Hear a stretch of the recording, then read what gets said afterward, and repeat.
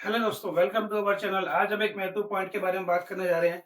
जो बड़े इन्वेस्टर होते हैं वो सिप को यूज करते हैं, सिप को प्रेफर करते हैं या फिर ट्रेडिंग को प्रेफर करते हैं। इस बात को हमें डीपली जानने से पहले मैं आपसे रिक्वेस्ट करता हूं कि जो मैं ये आपके लिए कंटेंट तैयार करता हूं उसमें बहुत ही एफर्ट डालना पड़ता है। तो कृपया करके एक लाइक और सब्सक्राइब प्लीज जरूर करिए। मैं आपको वीडियो के अंत तक एक ऐसी चीज बताने वाला हूं जिससे आपको बहुत ही महत्वपूर्ण फायदा होने वाला है। तो आइए आप शुरू करते हैं कि बड़े इन्वेस्टर को सिप ज्यादा पसंद है या फिर ट्रेडिंग पसंद है। देखिए जी, सिस्टमेटिक इन्वेस्टमेंट प्लान का मतलब यह होता है कि महीने के आखिर में या महीने के क्वार्टरली हम एक निश्चित अमाउंट हर महीने जमा करते हैं जो कि रेगुलर जमा होती है। ठीक है जी। उसी तरीके से ट्रेडिंग ट्रेडिंग से मतलब क्या होता है? ट्रेडिंग का मतलब यह होता है कि भाई डेली हम बाजार में जो होते हैं स्टॉक खरीदते हैं और उनको बेचते हैं। उन पे हमें प्रॉफिट भी मिलता है और कई बार हमें उनको लॉस में भी बेचना पड़ता है। आइए हम इसके बारे में डीपली जाने। Let's start with point. SIP के बारे में अगर हम बात करें तो सिप में क्या होता है कि हमारे को जोखिम बहुत कम होता है, क्योंकि उसमें एक निश्चित अमाउंट जो होता है मंथली जाता है। उससे क्या होता है कि एक जैसे सपोज करिए, जैसे सिप में क्या होता है कि हमें यूनिट प्रोवाइड करते हैं। उसमें स्टॉक की तरह हमें शेयर्स नहीं मिलते, उसमें एक यूनिट खरीदनी होती है हमें। उसमें क्या होता है, जैसे मान लीजिए आज आज मार्केट अगर डाउन है तो यूनिट का प्राइस कम हो जाता है।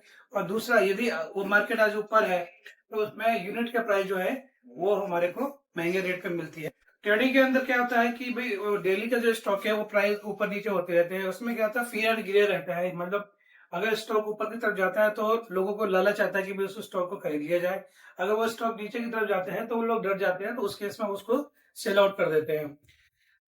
अगर हम दूसरी बात करें तो सिप के अंदर कंपाउंडिंग होता है। मतलब कि हम पैसे को ना धीरे नियमित रूप से बढ़ाते रहते हैं, जिससे क्या होता है कि पैसा एक बहुत बड़ा कॉर्पस तैयार करता है।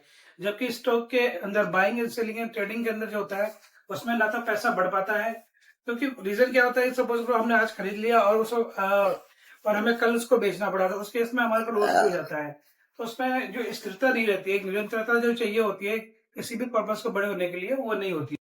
आगे हम बात करें तो जो टाइम इन द मार्केट और टाइमिंग इन द मार्केट, यानी इसका मतलब ये होता है कि हमारे को मार्केट के अंदर समय देना होता है, लेकिन हम कभी भी मार्केट को टाइम नहीं कर सकते हैं। यानी कि अगर हमें टाइम करने चलेंगे, मतलब आज अगर लग रहा है कि मार्केट गिरी हुई है तो हम ज्यादा क्वांटिटी उठा लें, और कल मार्केट अगर बढ़ जाए तो उसको हम ज्यादा क्वांटिटी सेल कर दें। इस तरीके से हम टाइमिंग नहीं कर सकते। इसलिए हमें सिर्फ जो बड़े इन्वेस्टर होते हैं सिप का यूज करते हैं, क्योंकि वह एक एवरेजिंग बेसिस पे काम करते हैं।